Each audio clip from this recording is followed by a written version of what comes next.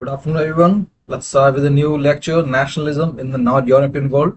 And in this important lecture, we will explore the emergence and evolution of nationalism in non-European societies, in non-European world.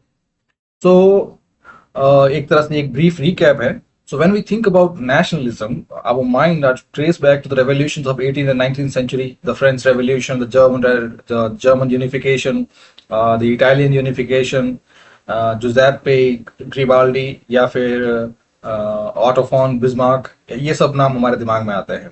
But to reduce nationalism to purely European phenomena, it will be a disservice, especially to the painful journey that the people of the global south traced to gain independence from the European powers. So that path, it is the different type of nationalism that emerge in those non-European societies. So if we only look at nationalism in European term, we are doing a disservice to the painful and deeply transformative journey of the people of the global south. Then, in this lecture, we are turning our attention to the colonial people, colonialism, and the peripheral world, जहाँ पे nationalism emerged in a setup that was shaped by historical conditions such as this colonial subjugation, cultural revivalism, resistance against racial hierarchies, against imperial exploitation, and the movements of resistance, of identity, of dignity. And this particular lecture will help us to answer critical questions such as what distinguishes non-European nationalism with its European counterpart, जो पहले वाले video में देखा था. Then how did colonialism act both as a suppressor and incubator of national sentiment? So suppressor वाला जो है वो फर्स्ट वीडियो में देखा. Now incubator means how the European ideas, the European culture, it helped in the expression of cultural identity, in the expression of mobilization, in expression of cultural assertion. And finally, this lecture में हम देखेंगे in what way does European, non-European thinkers reinterpret the nation, the self and sovereignty. जैसे गांधी की बात करते हैं या फिर क्वामे एनक्रुमा की बात करते हैं, नेल्सन मंडेला की बात करते हैं, या फिर जितने भी ये नॉन यूरोपियन थिंकर्स हैं, सो उन सब के बेसिस पे भी कि how the non European nationalism differs from the European counterpart. Then when we talk about this distinct path, so the idea that comes to the mind is the difference between what the European nationalism entails and how was it different from the non-European one. So the European nationalism, it was shaped by Enlightenment ideals of liberty, justice, fraternity, equality, revolution, the French Revolution, unification efforts in both Germany and Italy, and nationalism in the colonized world, uske against, especially in the continents of global south, Asia, Africa, and Latin America. This non-European nationalism, it arose primarily as a response to foreign domination, imperial exploitation, and cultural suppression. So ये primary difference है, the nationalism in non-European and with that of European counterpart, कि यहाँ पे nationalism it was against the foreign domination, और इसी foreign domination की वजह से people mobilize themselves, and to mobilize themselves they had to stand united, for which they self discovered the ancient path, the ancient links, the ancient roots. And when this mobilization became true, then they started having this feel that they are not only culturally uniform, but they also have a dignity of their own, and for that matter, the sovereignty should belong to them. And that's how this political ideology was vented out by that anti-colonial mobilization. फिर core expression की बात करते हैं. सो ये तो चीज देख ली है कि it was a powerful response to imperialism and colonial rule, and same colonialism जो अभी इनक्यूबेटर वाला जो कंसेप्ट देखा था, कि सेम जो कॉलोनियल योग है, कॉलोनियल सब्जुगेशन है, इट यूनाइटेड पीपल, और फिर उसी यूनिटी की वजह से people started seeing themselves as one. और फिर जब उन्होंने देखा है कि they are uniform, they stand together shoulder to shoulder, then they have the capacity to rule themselves. The sovereignty should belong to them. Then उसके साथ ही बहुत ही जो पैराफर्नेलिया है, like reclaiming their cultural identity, their personal dignity. And फिर उसके बाद जो the system, the tattered system, the shattered building that they saw, which was a reaction, which was catapulted by the European powers, जो भी गरीबी या फिर कह सकते हैं अनडेवलपमेंट कह सकते हैं या नेग्लेक्ट कह सकते हैं या कल्चरल इरोजन जो है, जो भी जो बिल्डिंग के अंदर जितने भी कोलैप्स थे, उन सब कोलैप्स को लोगों ने देखा एंड देन मोबिलाइजेशन के टाइम पे उन्होंने ये भी कहा कि we are going to rebuild it. फिर the key characteristic of non European nationalism, first response to oppression, जो अभी आप देखा, political subjugation means politically ruled by another power, racial discrimination, तो हर जगह पे ये रेशियल डिस्क्रिमिनेशन था. और उसका एक बेसिस ये भी है कि शुरू से ही जो यूरोपियन पावर्स जो है, जब से उन्होंने कॉलोनाइज करना स्टार्ट किया, they believe in this idea social Darwinism. तो वैसे डार्विनिज्म जो आइडिया है, it is purely biological one, purely evolutionary one, कि जो जितने भी स्पीशीज हैं उनके बीच में सर्वाइवल को लेके एक कांस्टेंट स्ट्रगल रहता है. And that's true, the constant struggle is there because it is this constant struggle that moves the organism to adaptation, and it is the very act of adaptation. Different species, they act, and when they act, something different emerges, something new, something pioneering, something strong emerges. और strong अगर फिर भी एक negative word है या stereotype word है, तो आप यहाँ पे समथिंग अडेप्टिव एमर्जेस. जैसे अगर ये कह सकते हैं कि ड्रॉट है, एंड ड्रॉट के अंदर अगर ड्रॉट टॉलरेंट स्पीशीज जो है उनका ये पर्टिकुलर फीचर, ये अडेप्टिव है, दिस एमर्जेस. सो वो उस पर्टिकुलर स्पीशीज जो है वो उस ड्रॉट प्रोन एटमॉस्फेयर में they are better able to adapt. So that's what this Darwinism thing is. Constant struggle will be there. Constant struggle क्यों है? Because resources are less. जो resources है वो constant है, तो उसकी वजह से constant struggle है. Struggle की वजह से adaptations होंगे. Adaptation की वजह से something good, something new emerges. So that's what Darwinism was. But लेकिन यही idea जो है, जो European powers हैं, they employed it in a political way. You know, a political sneer was given to it. A malice was added to it. Malice एक गंदगी, एक negative चीज उसके साथ ऐड की गई. बिकॉज जब यूरोपियन पावर्स जो है, when they started competing in the international market, मैं 17th century की बात कर रहा हूँ, just before industrial revolution. So उस टाइम पे उनको रॉ मटेरियल चाहिए, and raw material it was abundant in the colonies, in the countries of global south. पर ऐसे में वो डायरेक्टली जाके इंडिजिनस पीपल को उनको स्लेव नहीं बना सकते, और ना ही साथ में उनके रिसोर्सेज एक्सट्रैक्ट कर सकते हैं. एंड देन साथ में एक और चीज थी, द डोमेस्टिक ऑडियंस, क्योंकि उनकी जो जितने भी एंडेवर्स हैं, दे वर फंडेड बाय पीपल. और लोगों को आपस में भी तो जवाब देना है. वो कोई किसी ऐसी चीज में कोई पैसा नहीं डालना चाहेगा जिसमें outrightly there is a violation, the violation of personal dignity. और स्पेशली जो यूरोपियन सोसाइटी है, जो अभी हमने देखा है कि ये the European nationalism, it was built on enlightenment idea of equality, of justice, of liberty, of enlightenment, all these liberal ideas. So ऐसे में ये यहाँ पे they can not speak in such contradictory terms. कि back home in their domestic sphere, in their domestic audience, they are talking about justice and equality. लेकिन दूसरी colony में जाके, दूसरी कंट्रीज में जाके, they are exploiting the very principle upon which their nations has been built. So उसके लिए उन्होंने एक midway निकाला, that is social Darwinism.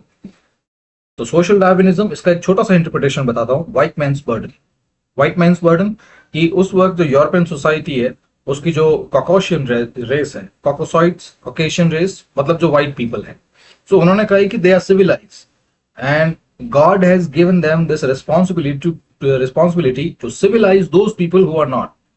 यानी उनके हिसाब से the people of Global South, they were not civilised. उनको सिविलाइज करने का जो जिम्मा है, जो जिम्मेदारी है, it is with the colonial people, और that's how वो इतने टाइम तक दूसरी कंट्रीज में रूल कर पाए. So, in one way or another, this was the narrative that was being created in the background and which was being broadcasted to the domestic audience. फिर उसी के साथ ही they politically subjugated the colonies, their people, exploited their raw material, racially discriminated against them. Then the economic exploitation followed, and finally cultural marginalization. और उसी time पे the societies, the European society, which were built on those Enlightenment ideas, equality, barabari, education, progress, liberalism, इन सब ideas पे जो society बनी थी उन्होंने इसको सपोर्ट किया, because in one way or another they were kept in darkness, but by this narrative which was created by various trading company जो अलग अलग कॉलोनीज में थे. For the second characteristic of non-European nationalism was the synthesis of Western and indigenous thought. So यहाँ पे जब वो लोग आए, and even if this narrative of social Darwinism ये सिर्फ उनको उन कॉलोनीज के लोगों को सब्जुकेट करने के लिए था, और जो डोमेस्टिक ऑडियंस है उनके लिए एक नैरेटिव, एक तरह से एक स्टोरी क्रिएट करनी थी, एक विजुअल क्रिएट करना था, ऑल्ट विजुअल कह सकते हैं. बट उनका आना एक तरह से जो इंडिजिनस लोग हैं, जो कॉलोनीज हैं, उनके लिए बेनिफिशियली था, because the same colonial authority they introduced modern political ideas like liberty, equality, democracy, and brought their formal education system, brought technologies, railway, telegram, and whatnot. So इनकी वजह से जो होस्ट कंट्रीज हैं, जो कॉलोनीज हैं global South की, वहां पे nationalist leaders they employed all these tools. उन्होंने उन्हीं की एजुकेशन से अपने जो ओरिजिनल आइडियाज हैं उनको री इंटरप्रेट किया एंड उनको अपने इंडिजिनस कल्चरल फ्रेमवर्क में इंटीग्रेट किया. So other way of saying is that the European the nationalism in non-European society, it was a fusion of the indigenous idea which were already there. But those indigenous idea, they could not be acceptable to a lot of people, and they could not have been propagated if the colonial masters could not have come. क्योंकि उससे पहले colonial masters के आने से पहले जो मास transportation है उस टाइम का, रेलवेज हो गया, टेलीग्राम हो गया, ये सब था नहीं. सो इसकी वजह से वो आइडियाज जो है they could not be propagated. And then जब कॉलोनियल आ गए, उनकी फॉर्मल एजुकेशन आ गई, तो जो न्यू ब्रीड है, जो न्यू जनरेशन है, वो उसमें एजुकेट होने लग गए. सो यानी to undertake the uptake of those ideas. Uptake of idea means the new generation should listen to the indigenous thought. वो उनको उस colonial education में ही दे सकते थे, यानी जो इंग्लिश बेस्ड एजुकेशन है या जो मास मीडिया की जो एजुकेशन है उसी में दे सकते थे. तो एक तरह से जो कॉलोनीज है जो है, उन्होंने उस फॉर्मल एजुकेशन को और फॉर्मल या जितने भी टेक्नोलॉजिकल एवेन्यूज उस वक्त अवेलेबल थे, उन सब को नेशनलिस्ट आइडियाज में, नेशनलिस्ट फ्रेमवर्क में या पॉलिटिकल मोबिलाइजेशन के लिए यूज किया. And the third is freedom as the central goal. So यहाँ पे unlike European nationalism, the key purpose of non-European nationalism was to gain freedom from colonial Europe. So यहाँ पे this thing, it does not only meant political independence but also all form of sovereignty. कि सिर्फ politically independence ही नहीं चाहिए, but साथ में economic self-reliance, cultural revival and social justice भी चाहिए. फिर the next feature, multi-ethnic and inclusive nature.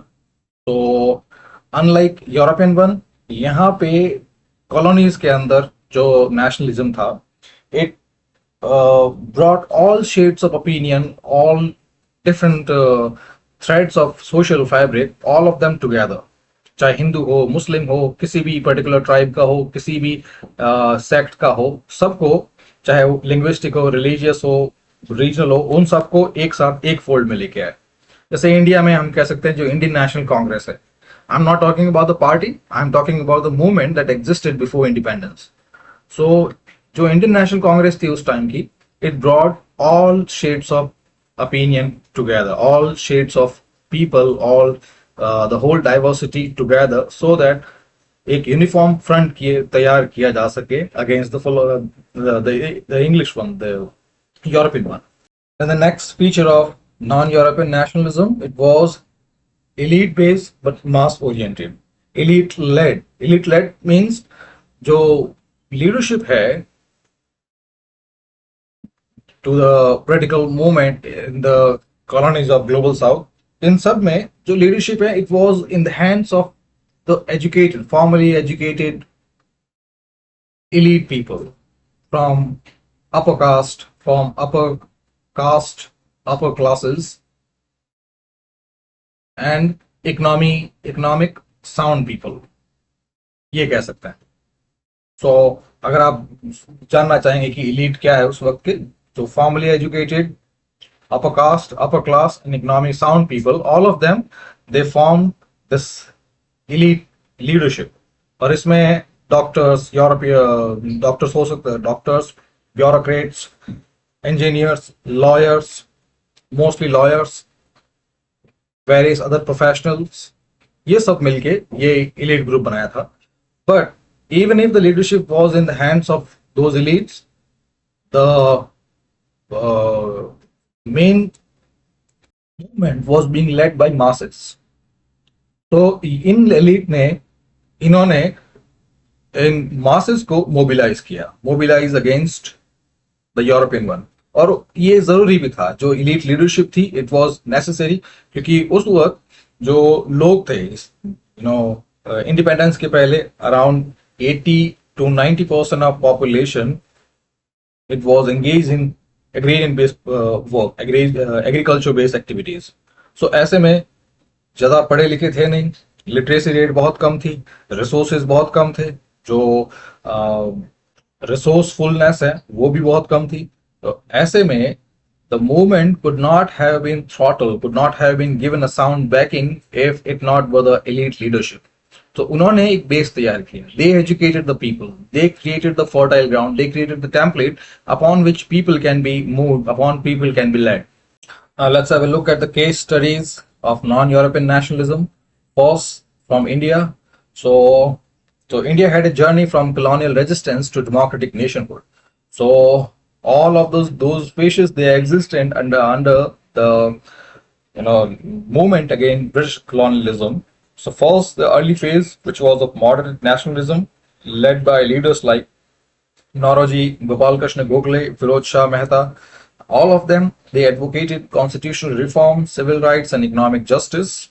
और ये सब लोग जो हैं, they focus on petitions, writing in newspaper editorial, educating the masses, and creating an adverse opinion against the British.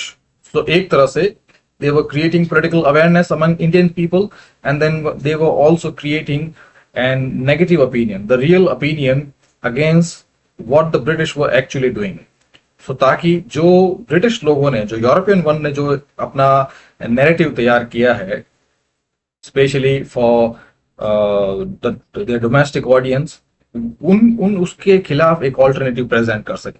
कि जो ब्रिटिश कह रहे हैं सोशल डार्विनिज्म या प्रोग्रेस या टेक्नोलॉजी या सिविलाइजेशनल मिशंस, सो वो सब जो है दे वर नथिंग बट हॉक्स.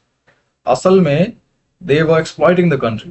जैसे दादा भाई नौरोजी ने वो जो बुक लिखी थी, poverty and unbritish rule in India, so उसमें भी पता चलता है कि या फिर जो ड्रेन ऑफ वेल्थ है, जिसमें कि हाउ द ब्रिटिश, वो यहाँ की जो वेल्थ है, यहाँ के रिसोर्सेज जो हैं, वो उनको लेकर जो ब्रिटेन के अंदर जो फैक्ट्रीज है, लैंकाशायर, मैनचेस्टर, उनके अंदर उन रिसोर्सेज को यूज कर रहे हैं, या फिर जो यहाँ के जो रिसोर्सेज हैं, यहाँ के रॉ मटेरियल है, उन्हीं से they are funding the war against many other European powers.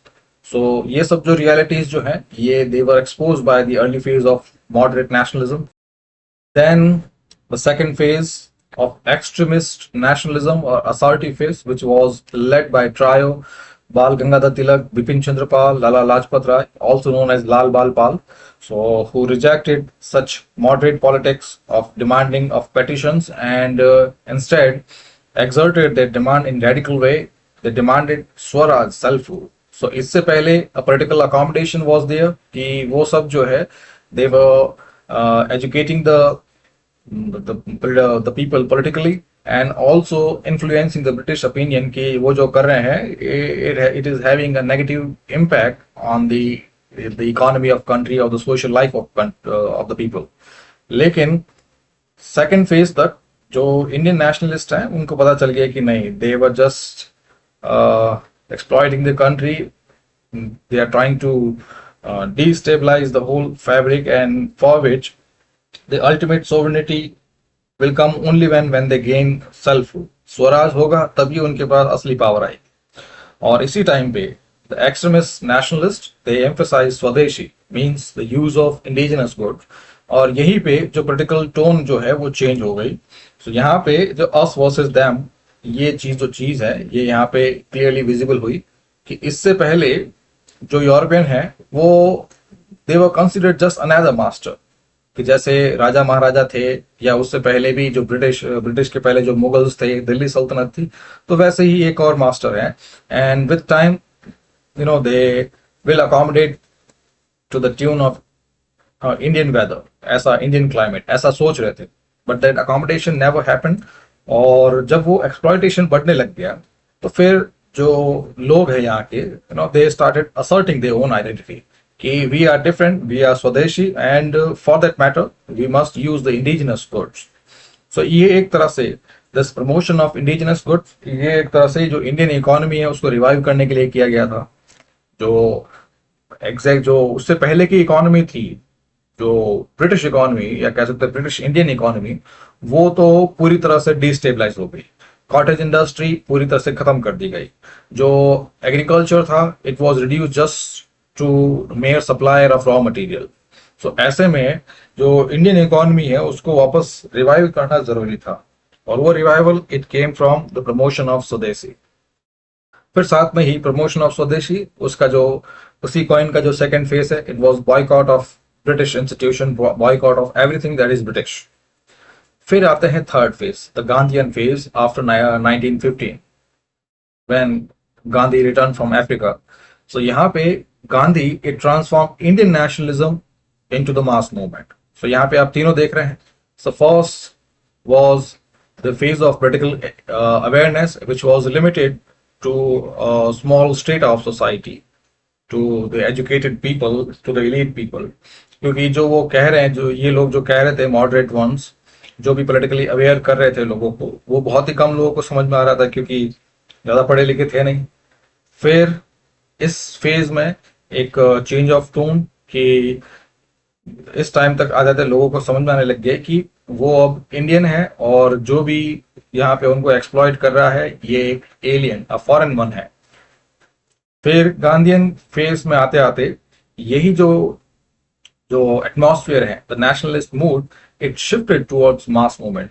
कि लोग जो है they started facing the heat, feeling the heat कि यस कुछ गलत हो रहा है. They are being drained of everything. They are being drained of resources, they are being drained of energy. It is not just the changing environment, it is not just the fate, it is not just the life or luck, but a foreign entity that is soaking everything, soaking their blood, soaking their resources, soaking their money, and leaving them decapitated. Decapitated means without any capacity. क्योंकि लोग जो देखने लगे उस time पे इतनी famines हुई और जो ब्रिटिश जो है वो सिर्फ अपने रिसोर्सेज के लिए, अपने प्रॉफिट की तरफ देख रहे थे. सो धीरे धीरे उस टाइम पे लोगों को समझ में आने लग गया कि something bad is going is happening between them, is happening with them. Now what stood Gandhian phase different from other one? First, it was a mass movement. जो लोग जो है they connected with a saint man, a man who spoke about the ethics of life, man who spoke like a saint, man who spoke like a sadhu, man who stood true on the ideals such as truth and ahimsa. तो ये ideas जो है, सो ये सिर्फ ethical terms नहीं है या फिर वर्च्यूज नहीं है, ये वो वोकैबुलरी है, ये वो वर्ड्स हैं, ये वो लेक्सिकल्स हैं जिनके साथ लोग कनेक्ट हुए थे। पॉलिटिकल लैंग्वेज लोगों को कनेक्ट नहीं कर पाई, लेकिन ये कुछ ऐसे यूनिवर्सल टर्म्स हैं जो हर तरह के, हर सोसाइटी के लोगों को इट कैन बाइंड देम। तो यहाँ पे गांधी ही fuse political freedom, politics with moral value. फिर his idea ahimsa satyagraha, it also united all shades of people, जो अभी तक समझ नहीं पा रहे थे, जो अभी तक could not be brought under this mobilisation thing, वो भी अब इस मास मूवमेंट का हिस्सा बन गए। Like pageants, workers, students, women, and people from all categories, caste, class, religious lines, linguistic lines. फिर movement like non-cooperation movement, civil disobedience movement, quit India movement, Dandi march हो गया। सो ये सब भी जो है धीरे धीरे लोगों के मन में, लोगों के साथ ये चीज फील होने लग गई कि yes, there is a man who can give them the freedom, man who can help them achieve this freedom. So this was it, ये केस स्टडी इंडिया की। अब बात करते हैं चाइना की। So the Chinese one, it went through the Republican nationalism phase in early 10th to 20th century. So उस time पे the Qing dynasty, ये it is pronounced as Qing dynasty. So Qing dynasty, it was removed in 1911 and with led to the rise of nationalist ideas under Sun Yat-sen. And Sun's three principles: first, nationalism, that sovereignty belonged to people; second one, democracy, which promoted republican governance rather than monarchy; and third, he talked about people's livelihood, which means equality in social life, social welfare and equitable development. So ये तीन idea है इस first phase के। फिर उसके बाद जो government establish हुई, Kuomintang, it tries to modernize China, but internal instability and Japanese aggression was there. तो इसके बारे में मैं ज़्यादा आपको कुछ डिटेल में कह नहीं सकता, बट ये केस स्टडी में ये इंक्लूड किया है। एग्जाम पर्सपेक्टिव से सिर्फ इस केस स्टडी के आप 3 फेजेस जो हैं वो भी याद रखें, वो भी ठीक है। The Qing dynasty, it fell in 1911. Then Sun Yat-sen, he gave 3 principles, and Kuomintang, it was established. फिर उसके बाद ये जो nationalist government है, it was taken over by the communist ideas under mid 20th century. So here Mao Zedong, he brought Marxist-Leninist ideology under the existing Kuomintang ideas and built a new foundation of communist nationalism. So this was a phase of communist turn, और ये चीज establish हुई थी ये because of the some failure, some internal fracture in Kuomintang. And this transition is especially important क्योंकि जो वो imperial decline के बाद या जो फॉरेन डोमिनेशन के अगेंस्ट जो रिपब्लिकन नेशनलिज्म स्टैब्लिश हुआ था, जो मैं बार बार जो ये नाम ले रहा हूं मैं, कुओमिंटांग, ये उसी रिपब्लिकन नेशनलिज्म की बात हो रही है जो फॉरेन डोमिनेशन के बाद स्टैब्लिश हुआ था। जस्ट लाइक हमारे इंडिया में जो नेशनलिस्ट गवर्नमेंट स्टैब्लिश हुई थी, उसी तरह से republican nationalism it was establish, और उसके जो प्रिंसिपल थे they were quite democratic, nationalism, democracy, social equality, welfare, ये सब। But this communist turn later on, ये एक बहुत quite a different turn in Chinese thinking, because Chinese culture is also part of Asian culture. जो Asian culture जिसमें हम Indian culture, Chinese culture, Japanese culture, south Asian culture, south east Asian culture, सबकी बात करते हैं तो सब Asian culture के अंदर कुछ चीजें सेम है, कुछ चीजें बहुत सिमिलर है। जो ईस्टर्न हेमिस्फीयर की बहुत सारी चीजें सिमिलर है। सो उस सिमिलैरिटी के हिसाब से द इंडिजिनस पॉलिटिकल ऑर्गेनाइजेशन ये हर जगह होती है। इंडिजिनस, जैसे इंडिया में जो कास्ट पंचायत होती है, जो कास्ट ग्रुप्स होते हैं, गैदरिंग्स होती है, या छोटे मोटे जो पावर सेंटर्स जो होते हैं, वो एशियन सोसाइटी में हर कहीं होता है, और चाइना में भी थे। So this communist turn it could not have happened, क्योंकि ऐसे में कम्युनिस्ट टर्न में there is a single party, single leadership, uniformity is everywhere, और जितने भी ये छोटे मोटे जो power centers हैं, all of them they are destabilized और annihilated. So Chinese society जो है इतनी जल्दी communist ideas की तरफ how it turn, it is quite a matter of speculation. लेकिन फिर भी मैं आपको ये चीज जो है stress कर रहा हूँ. फिर this turn it was facilitated by Mao Zedong, so who brought this communist nationalism और उसके ideas anti imperialism वो तो था ही, but यहाँ पे जो the main thing, the main factors that helped China take this communist turn, it was this feeling of anti-imperialism against both West and another country, another Asian country. So Western society के खिलाफ जो domination था या जो aggression था, वो तो ठीक है, it was justified. But against Japan, it was a different matter. So ये एक inter-country rivalry थी that existed, that preceded the arrival of the European powers in that country. So ये एक aggression जो है इसकी वजह से भी उनके बीच में rivalry जो अभी भी चल रही. But then land reforms and peasant mobilization were there, और ये दोनों चीजें जो है फिर ये ultimately propelled and fueled this communist turn. So यहाँ पे एक तरह से चाइनीज सोसाइटी में दो स्ट्रेटा है. So first the elite one which was keen to establish its power hegemony, और उस पावर को establish करने के लिए it used this narrative कि our enemy is not inside. एक वेस्टर्न जो एनिमी है वो तो पहले ही जा चुका है before the establishment of Kuomintang, लेकिन जो सेकंड एनिमी है it is still there, Japan.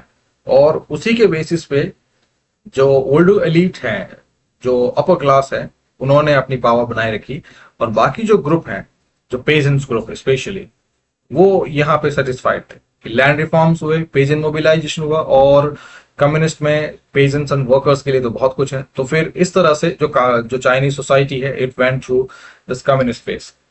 फिर 1949 communist victory it led to the creation of People's Republic of China, जो आज हम देख ही रहे हैं. फिर अफ्रीका की बात करते हैं. सो यहाँ पे बहुत सारी जो कंट्रीज हैं अफ्रीका में, लाइक घाना के अंदर this victory it was led by Kwame Nkrumah, who advocated pan-Africanism, socialism and African unity.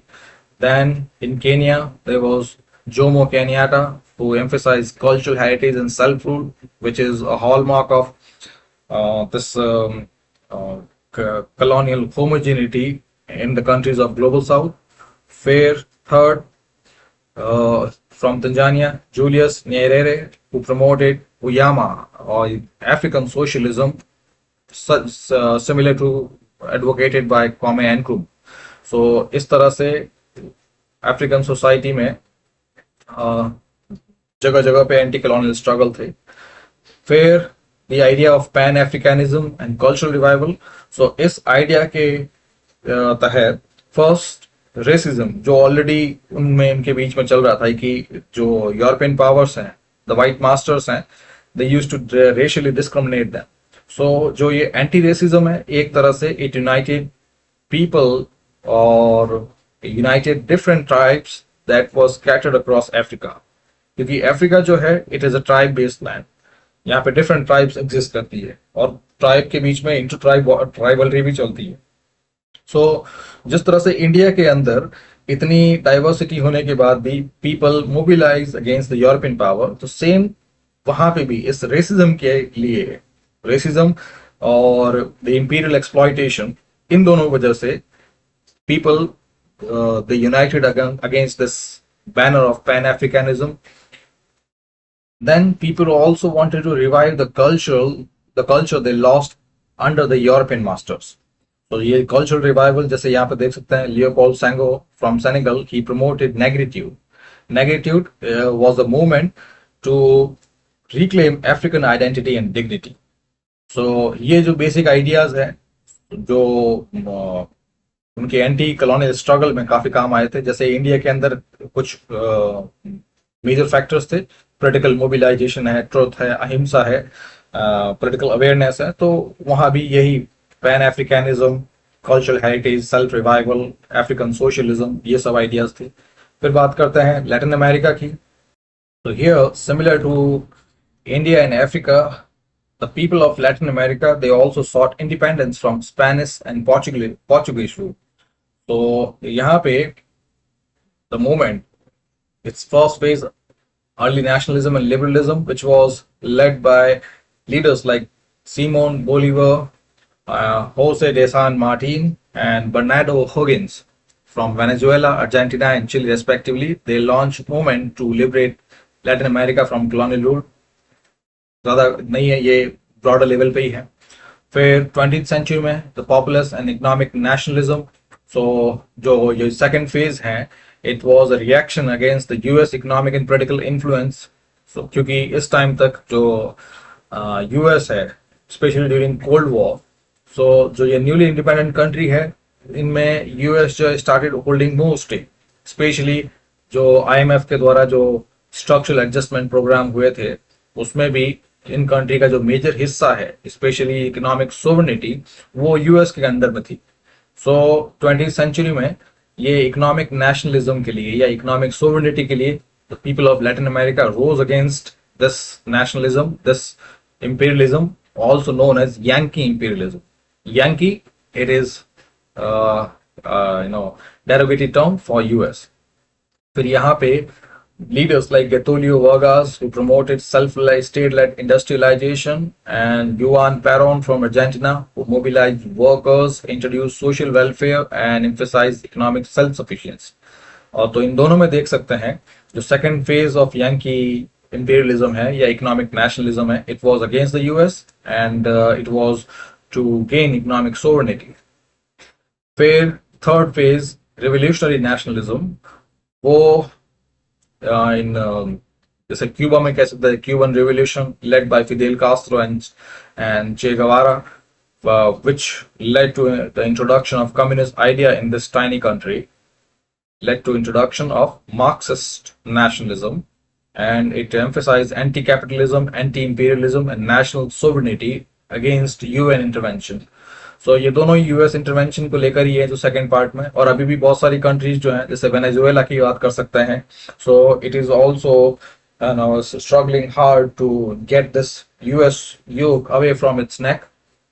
तो ये बेसिस है, और दोनों में आप समझ सकते हैं कि आइडिया सेम है। कोल्ड वॉर के दौरान जो बहुत सारी लैटिन अमेरिकन कंट्रीज हैं, उनके रिसोर्सेज की वजह से यूएस ट्राइड टू इंटरवीन। सो ऐसे में जो जितनी भी कंट्रीज हैं, दे रोज अगेंस्ट देम, जहां जहां भी यूएस के फुटप्रिंट्स है, and most of the ideas were economic nationalism और sovereignty, and also against the US intervention. Cuba वाला भी यही है, और क्यूबन मिसाइल क्राइसिस के बारे में आप जानते ही हैं। फिर finally the differences between European and non-European nationalism. So first origin, so European nationalism, it originated in post Enlightenment revolution, जिसमें Enlightenment ideas थे, justice, equality, fraternity. On non-European, it was a reaction against colonialism and imperialism. फिर key goals, जो European nationalism है, it had purpose of state building, unification and identity, whereas non-European में independence, decolonization and anti-imperialism. फिर nature, the European nationalism, it was ethnic or civic one, जो हमने first lecture में देखा था।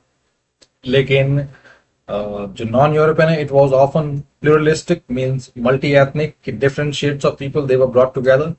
फिर method of mobilization, in the former one, it was cultural revival and military campaign. लेकिन second में popular movement, mass based movement, civil disobedience, armed struggle, जिसमें ये हम कह सकते हैं जो कुछ लैटिन अमेरिकन कंट्री है, जैसे क्यूबा हो गया, और जितनी भी कुछ अफ्रीकन कंट्रीज हैं जहाँ पे पैन अफ्रीकानिज्म या सोशलिज्म की वजह से। फिर द रोल ऑफ स्टेट, यहाँ पे it was central to unify national identity, लेकिन जो ग्लोबल साउथ की कंट्रीज हैं, the state was indulged in independence with nation building.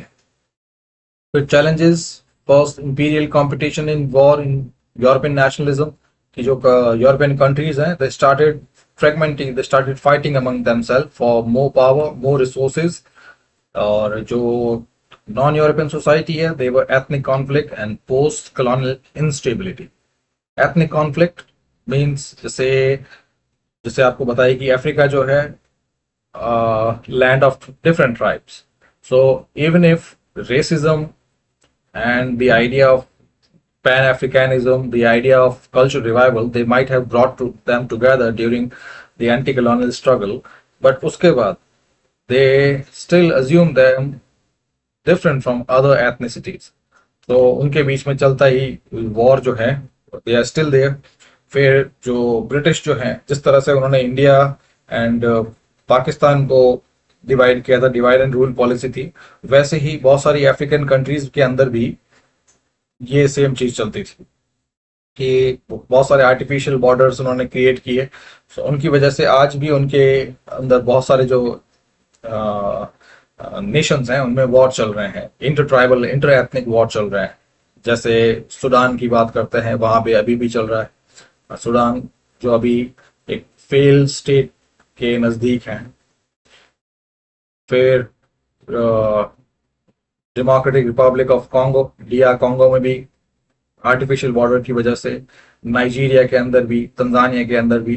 सो यहाँ बहुत सारी कंट्रीज है जहाँ पे यही एथनिक कॉन्फ्लिक्ट चल रही है. फिर अगर साउथ एशियन कंट्रीज की कहें तो वहाँ पे पोलिटिकल इंस्टेबिलिटी है. Now let's move on to the theoretical perspective. The first such perspective is from Ernest Gallner, who assumes that nationalism is a product of industrial society. So Gallner ने कहा है कि nationalism did not exist in traditional agrarian society क्योंकि उनकी demands कम थी, उनके पास resources कम थे, mobility कम थी. सो जो भी चीज जो थी वो लोकल कस्टम, जो भी उनके पोलिटिकल नीड्स थी, they could have been fulfilled with the local customs. So ऐसे में ब्रॉडर नेशनल यूनिटी की उनकी जरूरत नहीं थी. बट जैसे ही इंडस्ट्रियल कैपिटलिज्म आया, now society they required mass literacy so that people can read instruction manual, newspaper. Standardized formal education was there to ensure uniform way of thinking, working, communicating, and then mobility of workers or labor of all was also there. क्योंकि इसी की वजह से सारे infrastructure, cities जो हैं, transportation networks जो हैं, ये सब प्रिपेयर हुए. सो कुल मिला के with advancement came transportation, logistics and mobility. और इन सब के साथ ही जब people started mingling with each other, which was quite different from the agrarian society, जहाँ पे जब movement था ही नहीं, communication था ही नहीं, और the need was not there. लेकिन यही need जो है ये industrial capitalism ने create की. तो साथ में जब लोग साथ में आने लग गए, so uniform culture was created, cultural homogeneity was needed. और इसी की वजह से the idea of a nation or uniformity, especially in political level, it was created. फिर second perspective है बेनेडिक्ट एंडरसन का, who assumed that nations are imagined communities. So इसकी जो famous book है Imagine Communities, he argued that nations are not based face to face relationship. ये एक artificial relationship है जो which is not based on any kinship ties, any blood ties, any biological ties, but an imagined relationship is there. और imagine relationship में कि people जो है they feel that they are connected to a larger community, that they belong to a larger community, an extended community. So जैसे आज की ही बात करें, सो हम लोग जो है जॉइंट फैमिली से अब न्यूक्लियर फैमिलीज की तरफ बढ़ते जा रहे हैं. लेकिन यही अगर अज्यूम करें कि हमारे मौसी के ताऊ का बेटा भी वहां पे है, ठीक है, फिर उससे भी हमारे रिलेशन है, फिर हमारे बुआ के बेटे के ननद का लड़का वहां पे है, वो भी एक तरह से एक्सटेंडेड फैमिली है. फिर इधर से सिस्टर के मौसी ससुर, उनके रिलेशन में कोई एक पर्सन जो है वो एक बिजनेसमैन है. सो दैट एक्सटेंशन एग्जाम्पल जो दिए हैं वो इसी तरह से, वो एक्सटेंशन बताने के लिए कि इफ दिस एक्सटेंशन एग्जिस्टेड, ये जो मैंने अभी आपको बताया है, it is a concrete extension, कि हम जानते हैं कि यहाँ पे दीदी के मौसी के ससुर का मौसी ससुर के बेटे का भाई एक बिजनेसमैन है। ये एक तरह से कॉन्क्रीट, बिकॉज हम जानते हैं कि वो है।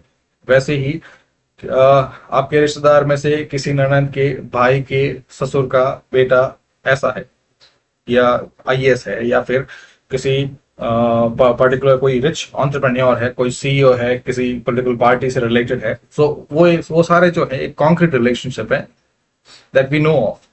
बट मैं यहाँ पे बात कर रहा हूँ उस एक्सटेंशन की, एक्सटेंडेड फैमिली की। तो सेम एक्सटेंडेड फैमिली है, बट हम नहीं जानते कौन है। But still we stay in touch with them. We feel that we belong to them. So that imaginary extension is what nation is, according to Benedict Anderson. फिर सवाल आता है कि if even if we imagine that yes, someone a person who is staying 200 kilometers from your locality and is driving a luxurious car, and still you think you are related to him in one way or another. So how that relation can be justified? वो relationship, वो extension जो है कैसे justify होगा? Biological relationship में तो justify हो सकता है ना, कि भाई के बड़े साले की बेटी जो है वो जर्मनी से डॉक्टर की पढ़ाई कर रही है। ये चलो एक एक्सटेंशन जो है भले कितना ही दूर का है, बट एक बायोलॉजिकल टाई है, even if they are secondary kins. यहाँ पे इसमें someone very rich person staying 200 kilometers from you and driving luxury car, but you think you have an extension, you have a relationship with that person. So वो justification जो है वो Anderson ने यहाँ पे दिया है, because of communication, shared experience, shared culture, and logistics. ये एंडरसन की बात कर रहा हूं मैं कि उनके according. So in short he is talking about culture, that even if मैं उस पर्सन को नहीं जानता, but we still are a part of same social fabric known as culture, Indian culture, or Marathi culture, Rajasthani culture. फिर Anderson के according the elements that help create this imagined community: first, print capitalism, which is a mode of communication that allowed people to imagine themselves as part of same history, same story, same culture. Fair education system, which talk about shared history, geography, national heroes, fostering a common identity from young age. तो शुरू से ही हम लोग पढ़ रहे हैं कि we belong to a nation called India. और जो आजकल की जनरेशन है वो तो जानते ही है, they take they have this idea already integrated into them. जैसे फोन जो आता है अपने कुछ इंटीग्रेटेड फीचर्स के साथ आता है, तो वैसे ही they are born with such integrated identity कि yes, we belong to this shared culture. Then media and rituals, so national anthem, flags, public holidays, all of them, they create this idea that such things they had existed from the eternity. So ये एक imagined relationship या extended culture, extended share culture जो है, which was given by Benedict Anderson. Now third theoretical perspective, Partha Chatterjee. Now Partha Chatterjee ने जो idea दिया of nationalism, तो चैटर्जी ने कहा है कि it was not an imitation, कि जो नॉन यूरोपियन सोसाइटीज जो है, the countries of Global South, उन्होंने नेशनलिज्म का आइडिया यूरोप से कॉपी नहीं किया था, but it had its own foundation, own roots in this anti colonial struggle. So in his work the nation and its fragment, he criticized Western scholars like Anderson and Gellner, जो अभी दोनों perspective देखें.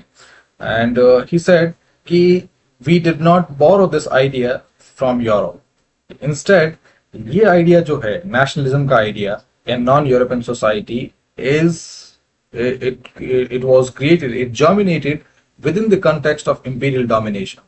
कि जो idea जो है, जैसे India में जो nationalism का idea है, तो हम लोगों ने यूरोप से नहीं लिया, हम लोगों ने आइडिया बनाया because we started fighting the European country. We started fighting the English. We wanted to dry them out, और उसी की वजह से वी केम टुगेदर। और हम जब पास में आए तो हमारे एक यूनिफॉर्मिटी आई। We we realize that we are together, we belong to a shared culture, we have some ancient roots, and we are the people of this country, we are just solid. Then he introduced the concept of inner and spiritual domain. So यहाँ पे जो outer domain है, outer domain means वो चीजें जो directly related नहीं है day to day work में, लाइक इकोनॉमी हो गया, एडमिनिस्ट्रेशन हो गया, फॉरेन अफेयर्स हो गया, मिलिट्री डायमेंशन हो गया। सो यहाँ पे ये सब जो चीजें जो हैं they are handled by the colonial rule. But जो इनर डोमेन है, इनर स्पेस है, which includes religion, family, language, tradition, morality. So this socio-cultural sphere, it belonged to people. और इसी sphere में national identity was nurtured, was germinated, nurtured, and then ripened into a full-grown tree that drove the European out. फिर बात करते हैं nationalists today, its challenges. So first challenge is the rise of ethnic and cultural nationalism. So यहाँ पे बहुत सारी country in both developed and developing country, in European and non-European countries, there is a resurgence, a rise of ethnic and cultural nationalism कि जो दूसरे जो elements हैं जो अभी तक एक मल्टी एथनिक फ्रेमवर्क में एग्जिस्ट कर रहे थे, now they are looking them as in this framework, in this view, us versus them. So उनके लिए जो मल्टी एथनिक फ्रेमवर्क में जो लोग एग्जिस्ट कर रहे थे, now they started defining themselves in terms of language, religion, race, cultural history and many such boundaries. So Europe में जैसे ब्रेक्जिट की बात करते हैं, so यहाँ पे the United Kingdom, they desire to take back control from European Union. फिर Hungary and Poland में कह सकते हैं जहाँ पे राइट विंग एथनिक नेशनलिज्म जो है ये वहाँ पे दिख रहा है, जहाँ पे अभी राइट विंग गवर्नमेंट है। और then they are talking about, they talking in religious terms, in the Christianity terms की जो भी माइग्रेंट्स जो है, जो क्रिश्चियन नहीं है और जो ट्रेडिशनली यूरोपियन नहीं, इंडिजिनस यूरोपियन नहीं है, they should be driven out. फिर नॉन यूरोपियन कंटेक्स्ट में देखते हैं जो इंडिया में जो राइज ऑफ हिंदुत्व नेशनलिज्म है, which talk about Hindu identity based on religion. So इसकी वजह से जो माइनॉरिटी है वो मार्जिनलाइज होता है। फिर तुर्की के अंदर भी रेसेप एर्दोगन, यहाँ भी जो सिमिलर नेशनलिज्म है जो which talk about Turkish ethnic pride. So इन सब सोसाइटी में polarization is there. Polarization means जो सोसाइटी जो है ये 2 या 3 पार्ट में डिवाइड हो जाती है पोल्स पे। फिर सोशल कॉन्फ्लिक्ट होती है, जो सेक्युलर और जो मल्टी एथनिक ट्रेडिशंस हैं, प्लूरलिस्टिक ट्रेडिशंस हैं, they are being torn out. फिर second challenge is the growth of secessionist and sub national movements. तो जैसे यूरोप के अंदर भी कैटलोनिया है, जो कैटलन नेशनलिस्ट हैं, they are seeking their separate statehood. फिर स्कॉटलैंड जो है, यूके में से स्कॉटलैंड बाहर आना चाहता है। और ब्रेक्जिट के बाद ये जो चीज जो है ये काफी ये जो फ्रिक्शन है उनके बीच का, it came to the forefront, क्योंकि ब्रेक्जिट के टाइम में स्कॉटलैंड जो है did not vote to leave the EU, the European Union. फिर यही सेम जो चीजें चल रही है क्वेबेक कनाडा के अंदर, बलूचिस्तान पाकिस्तान में और सै इंडोनेशिया, यहाँ पे जो सब नेशनल आइडेंटिटीज जो हैं, ये सब कल्चर्स हैं जो वहां से इन सब नेशन से हट के अपना एक अलग बनाना चाहते हैं। इंडिया में भी जो कश्मीर का है, जो खालिस्तान का है, ग्रेटर नागालैंड का है, ये सब भी जो है ये सब सेसेशनिस्ट मूवमेंट्स हैं। फिर the next challenge, globalization and its impact on national identity. तो globalization which is the flow of people, capital, media, ideas throughout the world without any border. So इसकी वजह से जो traditional ideas हैं about nationalism, it has been affected. So migration की वजह से अब जो societies जो हैं they have become ethnically and culturally diverse. So उसकी वजह से जो questions हैं, especially जो indigenous लोग हैं, जो host country के जो लोग हैं, they started questioning. जो हंगरी एंड पोलैंड है, जर्मनी है, अमेरिका है, इन सब पे माइग्रेशन को लेकर बहुत सारे सवाल उठ रहे हैं, because it leads to fusion of the ethnically uniform identities. फिर multiculturalism. So multiculturalism talk about accommodating different cultures. But जो nationalist groups हैं, especially जहाँ भी right wing government है, they see it as a threat to core culture, similar to the migration. फिर transnational institutions like European union, United Nations, फिर जितने भी global trade organisation है या फिर जो मल्टीनेशनल कॉरपोरेशन है, they also challenging state centric sovereignty. So जो स्टेट जो है, some nationalist group, they believe that the state belongs to them, the government belongs to them because they are in majority. So एक तरह से जो nationalist ideas जो है उनको भी उनके भी जो core factors हैं या core कॉन्स्टिट्यूएंसी है उस पे भी सवाल उठते हैं. फिर बात करते हैं PYQ इनसाइट की. तो first recurring theme is about civic versus ethnic nationalism.